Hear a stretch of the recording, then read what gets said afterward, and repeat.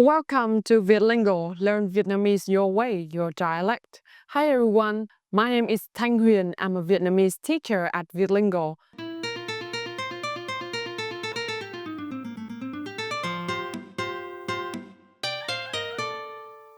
Today we're learning Northern Vietnamese. Have you ever struggled with asking questions in a new language? In English, when you ask a questions like, "What are you eating?" the word order changes completely from the answer. "I am eating pizza." It can get confusing, right? Well, I have a great news for you. Vietnamese grammar makes asking questions incredibly simple. Today we focus on the word what or gì in Vietnamese. Understanding how to use gì is essential for most every conversation. Whether you are ordering food in Hanoi, shopping at the market, or just getting to know someone, let's jump in.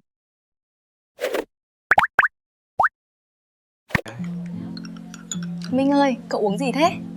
Tớ uống cà phê trứng, ngon lắm. Ồ, thế à? Thế đây là cái gì? Trông lạ nhỉ? À, đấy là bánh cốm, đặc sản Hà Nội đấy. Cậu muốn thử không? Cho tớ thử một miếng nhá. By the end of this lesson, you'll be able to use the word gì, which means what, correctly in everyday questions. Understand the simple golden rule for forming questions in Vietnamese and ask about specific objects, animals, and food using classifier with gì. This will make shopping, dining, and socializing much easier when you visit Vietnam. Okay, let's start with the first point, the golden rule of Vietnamese questions. Let's talk about the biggest difference between English and Vietnamese questions. In English, you often invert the subject and verb.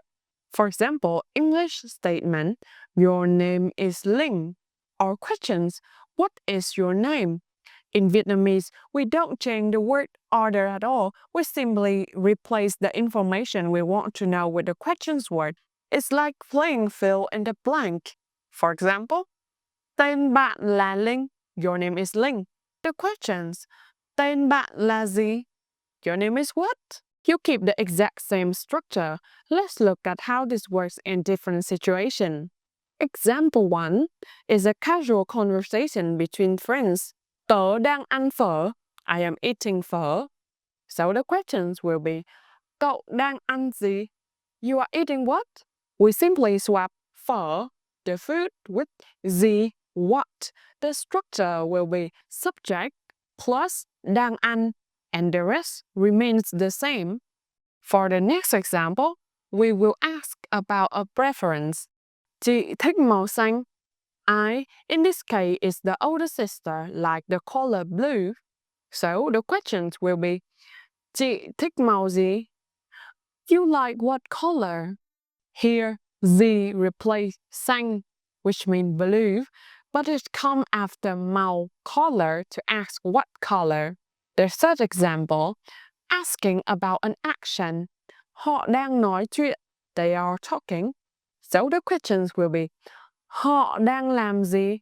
They are doing what? To ask about an action, we use phrase làm gì.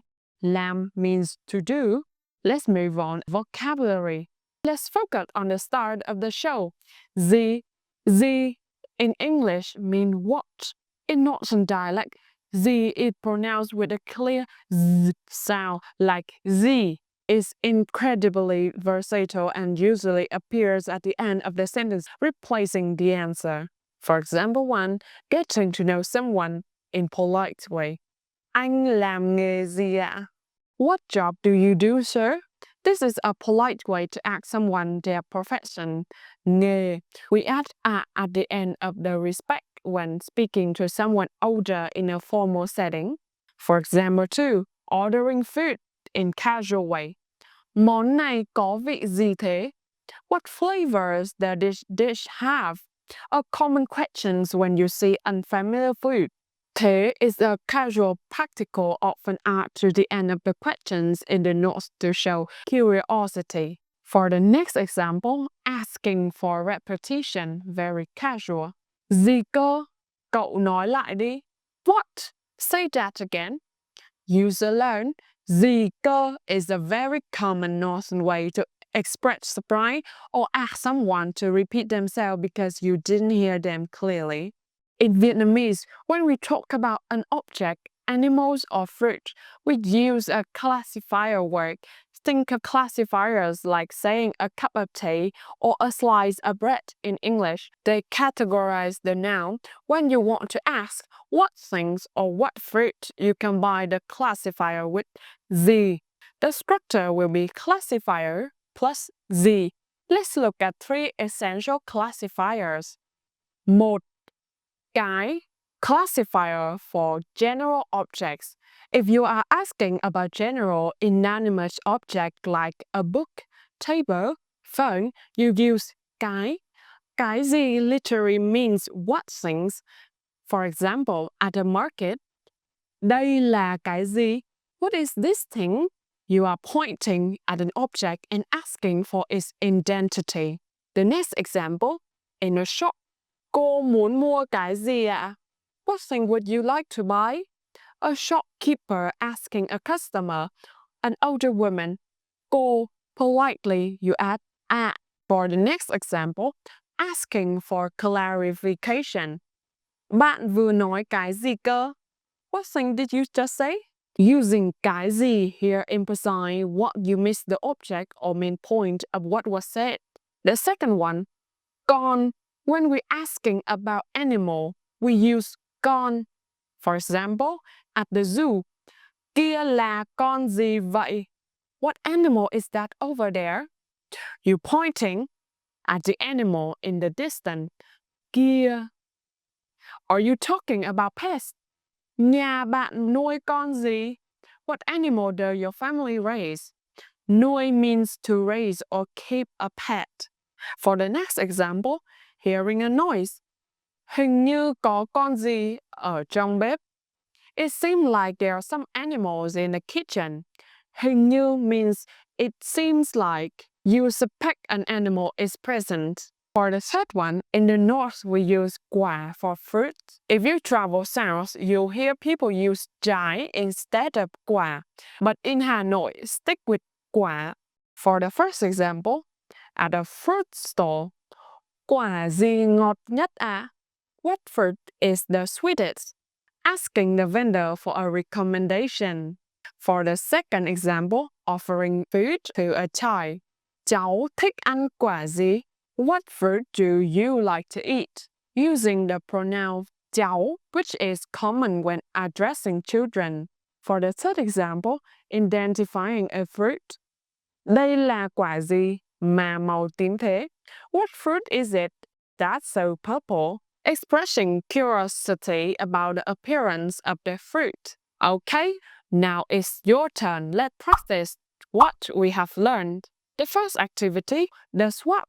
Statement to questions. How would you turn these statements into questions by replacing the border word with gì or classifier plus gì? Tôi thích đọc sách. I like reading books. Your questions? Anh ấy đang uống bia hơi. He is drinking fresh beer. Đây là con mèo. This is a cat. Okay, the second exercise. Fill in the blank with the correct phrase.